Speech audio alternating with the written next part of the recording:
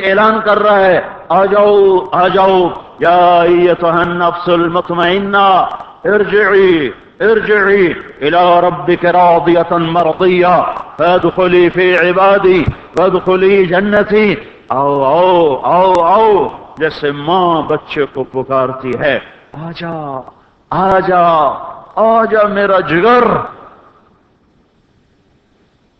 ایسے ہی اللہ پکار رہا ہے آ جاؤ آ جاؤ آ جاؤ۔ ان چیزوں میں کامیابی نہیں ہے، نہیں ہے میرے بھائیو۔ نیا سال 1426 سال ختم ہو گئے، ہمارے نبی کی ہجرت کو 1426 سال ختم ہو گئے، 1425 سے بھی آگے گاڑی چلی گئی اور 27واں کے بھی 3 دن گزر گئے۔ صلی اللہ علیہ وسلم کا سامنا کرنا ہے، اور جنت ہے ساری نعمتوں کے ساتھ، جہنم ہے سارے عذابوں کے ساتھ، تو ہمارے لیے تو روا نہیں ہے۔ کتنی نسل ہے جو جنوری میں ناچنے لگتی ہے، کیا کریں کیسے سمجھائیں، کوئی سمجھ میں نہیں آتا، ہر تدبیر ہی ٹوٹ کے رہ جاتی ہے، ہر منصوبہ خس و خاشاک کی طرف بہہ جاتا ہے۔ میرے بھائیو، ہمارا نیا سال اب شروع ہوا ہے، جو ایک شخص عظیم الشان شخص کی شہادت کا پتہ بتاتے ہوئے آتا ہے کہ اس پہلی محرم کو اس شخص نے آنکھیں بند کی تھیں جس کو اللہ کے نبی نے اللہ سے مانگا تھا، یا اللہ مجھے عمر دے دے۔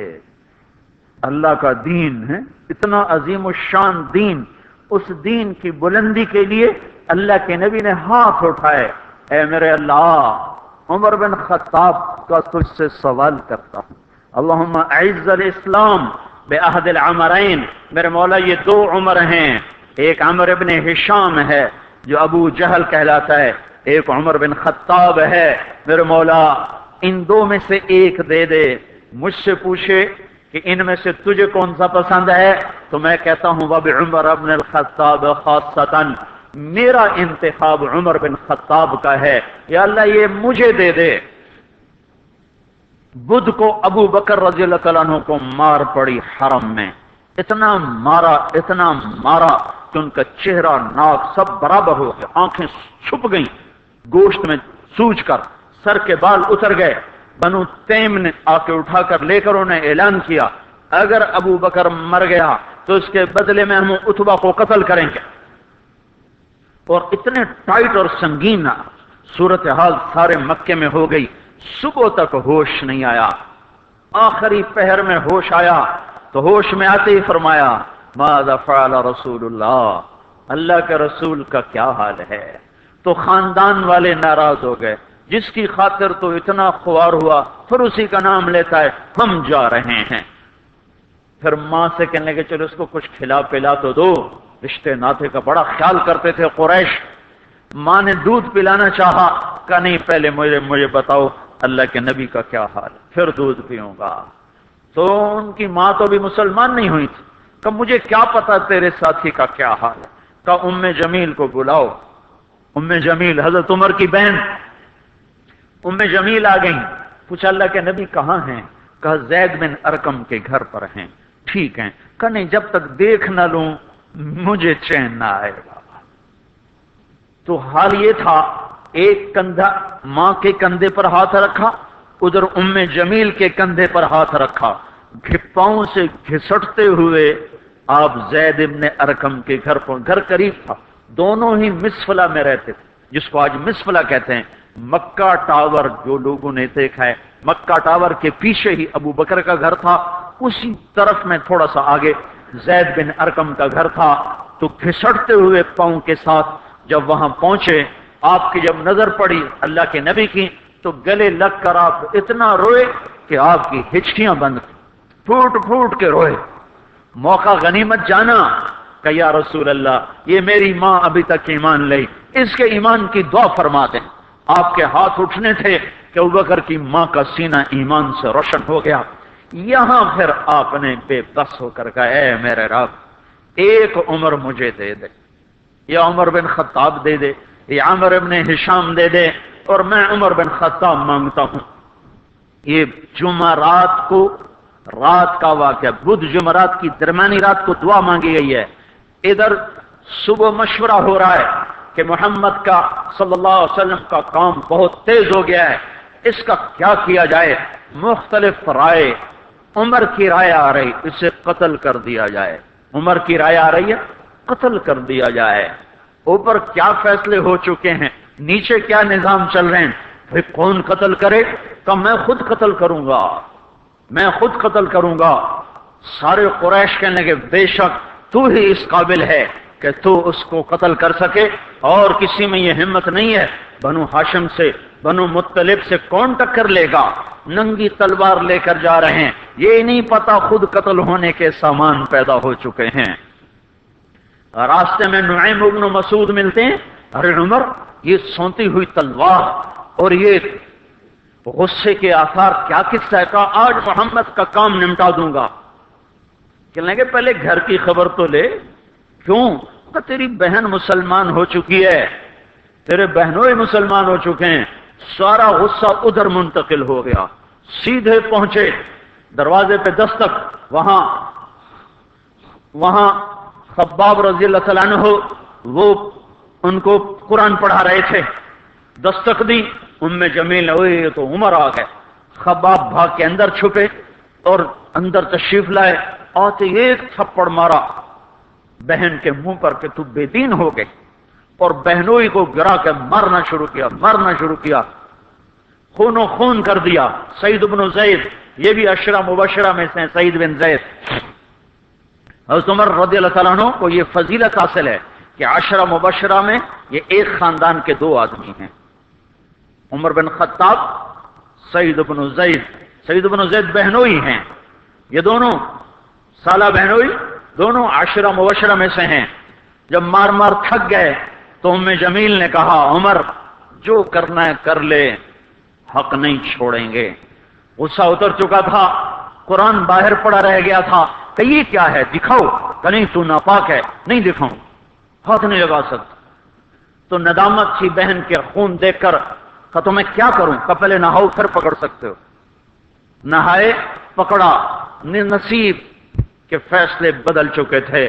سامنے آیا طٰہ ما انزلنا علیک القرآن لتشقى الا تذکرۃ لمن یخشى تنزیل ممن خلق الارض والسماوات العلا الرحمن على العرش استوى له ما في السماوات وما في الارض وما بينهما وما تحت الثرى وان تجهر بالقول فانه يعلم السر واخفى الله لا اله الا هو له الاسماء الحسنى وهل اتاك حديث موسى إذ رأى نارا فقال لأهلهم امكثوا إني آنست نارا لعلي آتيكم منها بقبس أو أجد على النار هدى فلما أتاها نودي يا موسى إني أنا ربك فاخلع نعليك إنك بالوادي المقدس طوى وأنا اخترتك فاستمع لما يوحى إنني أنا الله لا إله إلا أنا۔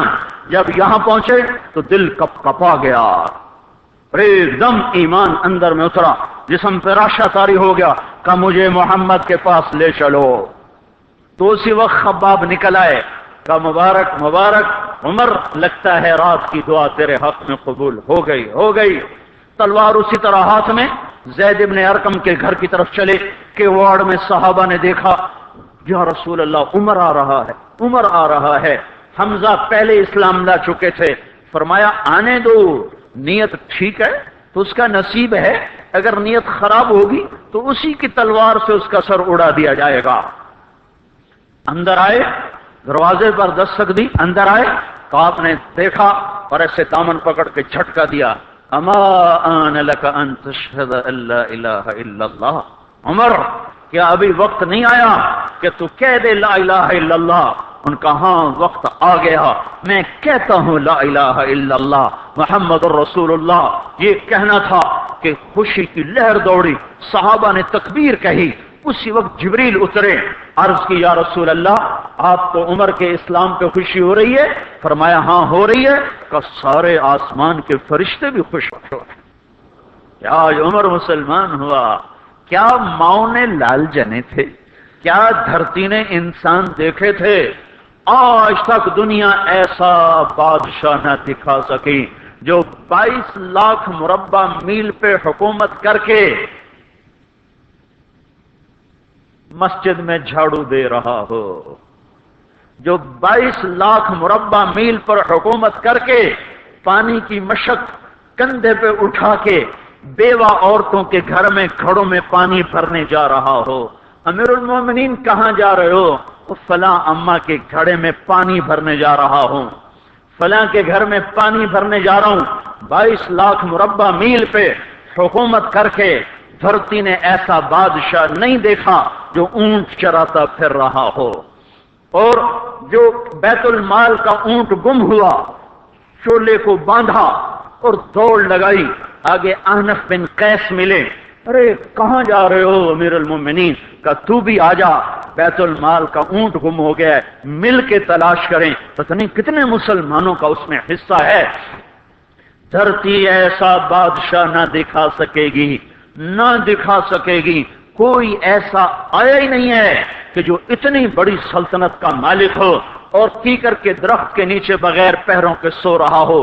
یہ ہمارے چھوٹے چھوٹے حکمران، ووٹوں کے ذریعے سے کرسیوں پر بیٹھنے والے، ان بے وقوفوں کے آگے بھی پہرے، پیچھے بھی پہرے، دائیں بھی پہرے، بائیں بھی پہرے، اوپر بھی پہرے، ان کی گاڑیاں بھی بلٹ پروف، یہ پھر بھی ڈرتے ڈرتے جا رہے کہ انہوں نے ظلم کیا، یہ اپنی ذات میں خوف زدہ ہو گئے۔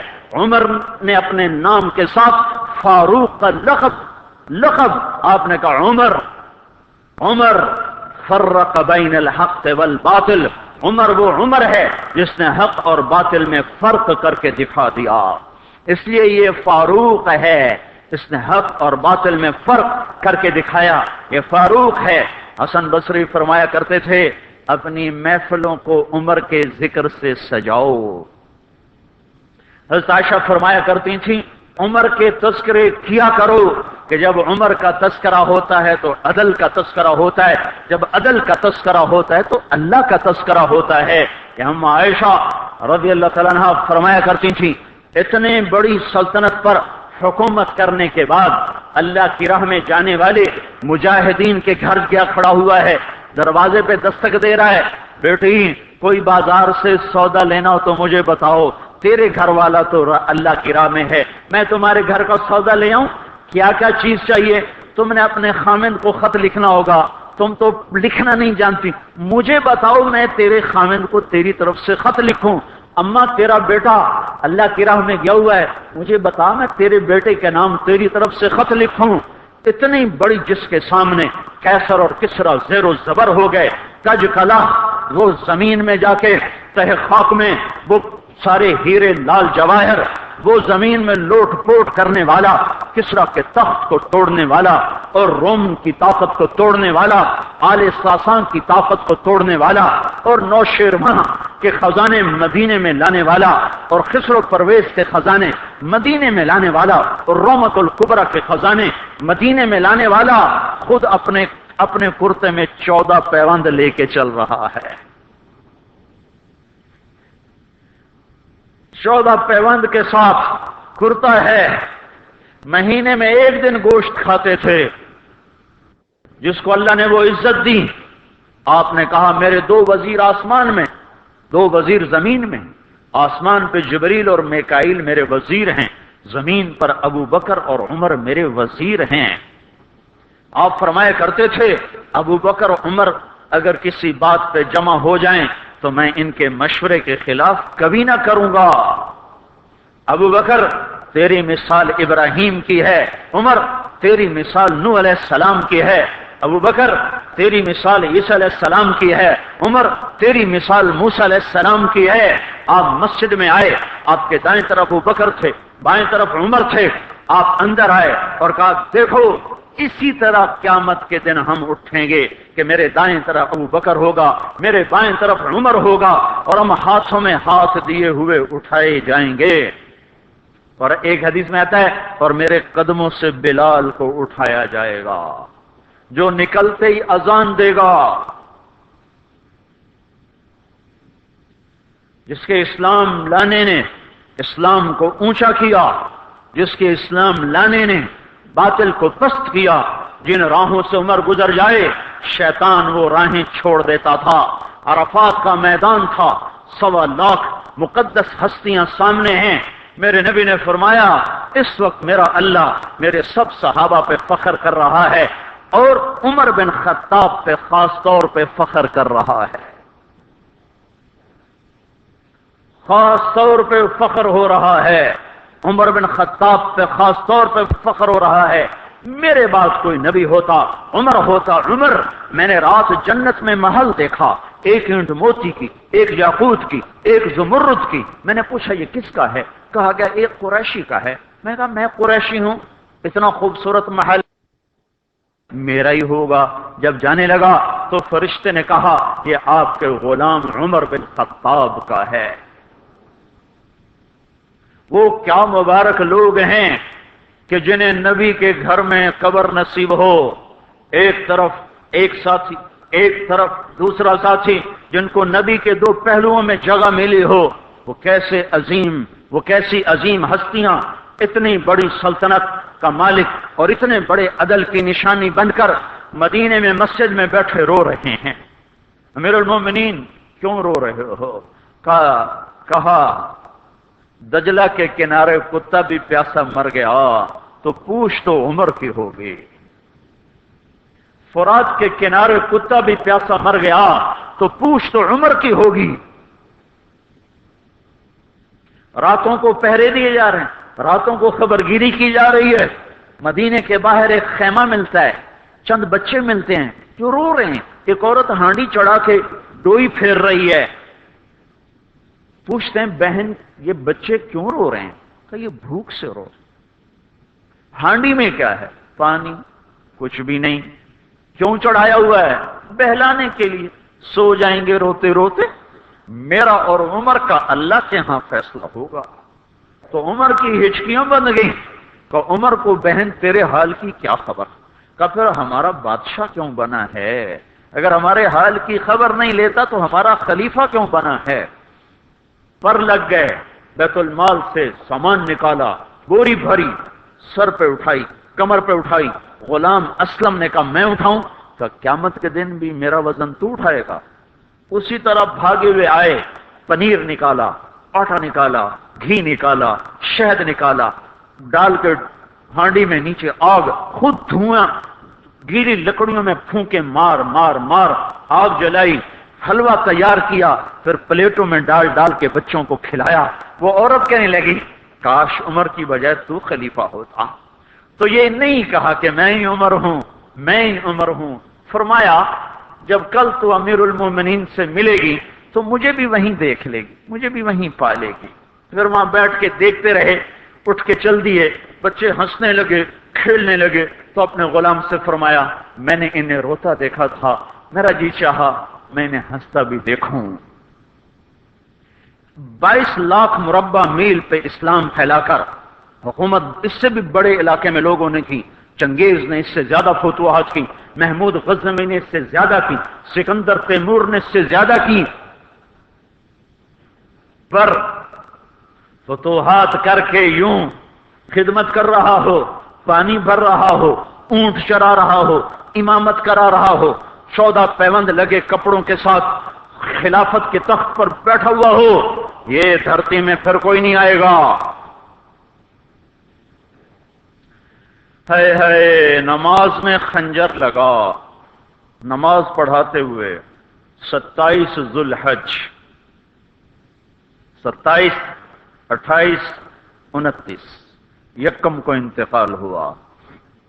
یکم محرم موت کے آثار گہرے نظر آئے۔ بیٹے کو بلایا کہ بیٹا جاؤ اما عائشہ سے پوچھ کے آؤ کہ عمر اپنے ساتھیوں کے ساتھ دفن ہونے کی اجازت چاہتا ہے۔ امیر المومنین کے لقب سے بات نہ کرنا، عمر کہنا۔ عمر، اب میں امیر المومنین نہیں رہا۔ جب وہ پوچھنے گئے تو حضرت عائشہ رو رہی تھیں۔ انہوں نے عرض کی اما جان میرا باپ اپنے ساتھیوں کا پڑوس چاہتا ہے۔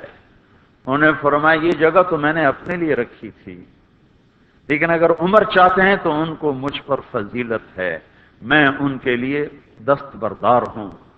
انہوں نے واپس آ کر خوشخبری سنائی، مبارک ہو، اجازت مل گئی۔ کہ نہیں، شاید میرے شرم میں اجازت دی ہو، جب مر جاؤں تو مجھے دوبارہ دروازے کے سامنے رکھ کر پھر جا کے پوچھنا، اس وقت اجازت ملے تو پھر لے جانا، ورنہ مجھے بقیع کی طرف لوٹا دینا۔ اتنے میں حضرت علی آئے، پریشان دیکھا، عمر کیوں موت سے ڈر گئے؟ کہ نہیں، موت کے بعد کی گھاٹی سے ڈر رہا ہوں۔ کہ ڈرو نہیں، میرے ان کانوں نے سنا ہے اور اتنی دفعہ سنا ہے کہ میں گن نہیں سکتا کہ اللہ کے نبی فرمایا کرتے تھے ابو بکر اور عمر جنت کے بڑی عمر کے لوگوں کے سردار ہیں۔ آپ نے فرمایا تو اس بات کی گواہی دے گا؟ تو میں بھی دوں گا، میرا بیٹا حسن بھی دے گا۔ امام حسن بھی ساتھ ہے کہ میں بھی دوں گا، میرا بیٹا حسن بھی گواہی دے گا۔ پھر بھی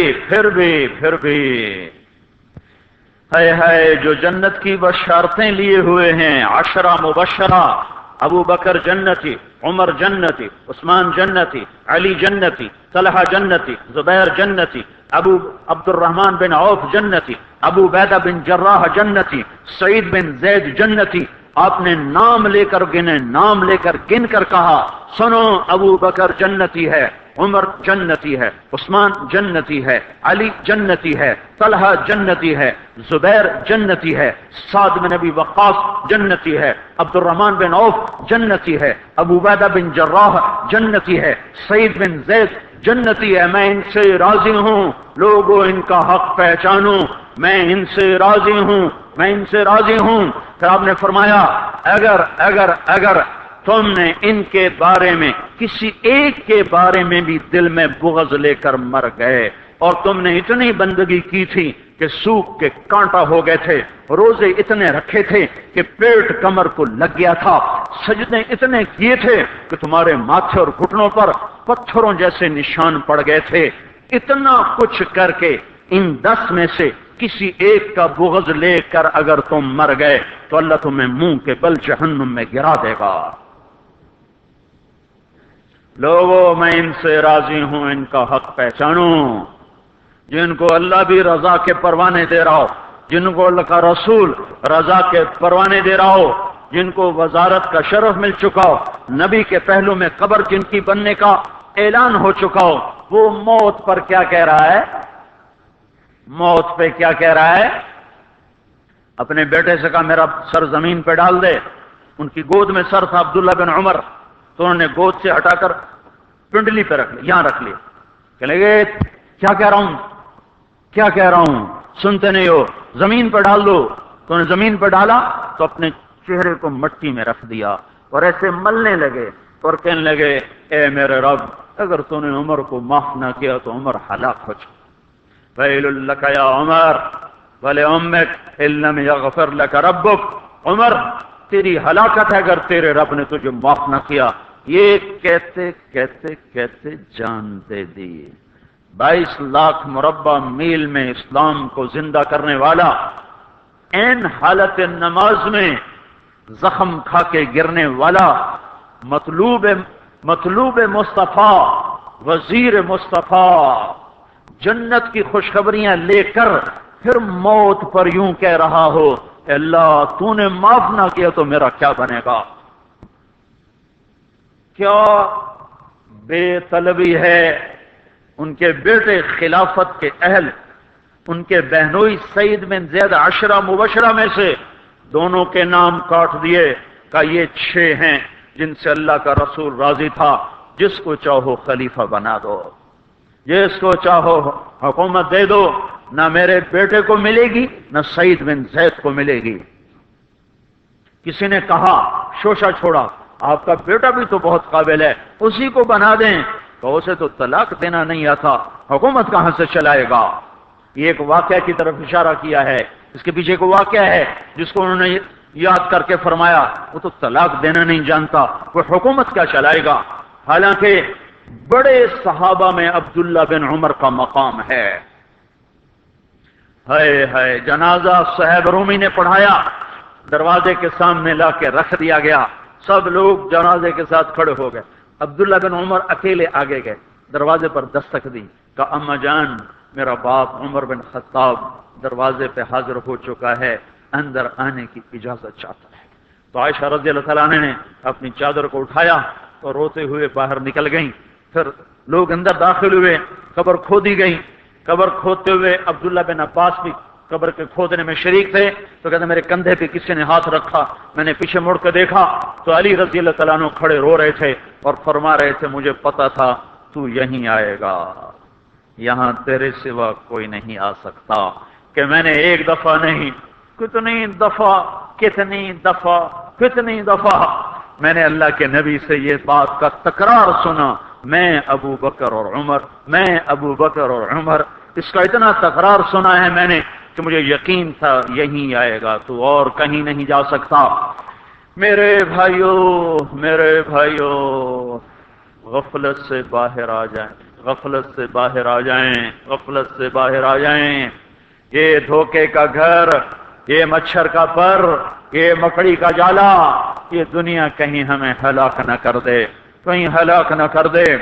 ان لوگوں کو سامنے رکھ کے زندگی گزارو جنہوں نے اللہ کو راضی کیا، اس کے رسول کو راضی کیا، کلمہ حق کو بلند کیا، خیر کے ذریعہ بنے، شر کے مٹانے والے بنے، اور دنیا میں مرنے کے بعد بھی ان کے تذکرے ہدایت کا سامان بنے، ان کے تذکرے روشنی کا مینار بنے۔ ان کے پیچھے چلو، مغرب کے اندھیروں کی طرف مت دوڑو، وہاں تو سورج بھی ڈوب جاتا ہے، مغرب میں تو سورج بھی ڈوب جاتا ہے، اور تمہیں پکار کے کہتا ہے مغرب کی طرف نہ آنا، ادھر اندھیرا ہے، میں یہاں گم ہو گیا، تم کون سا سراغ ڈھونڈنے آئے ہو؟ دوڑو اللہ اس کے رسول کی پاک زندگی کی طرف، اس کے پاک صحابہ کی زندگی کی طرف، جن کو اللہ نے مرنے سے پہلے جنت ہاتھ میں دے دی، جنت کی بشارت دے دی۔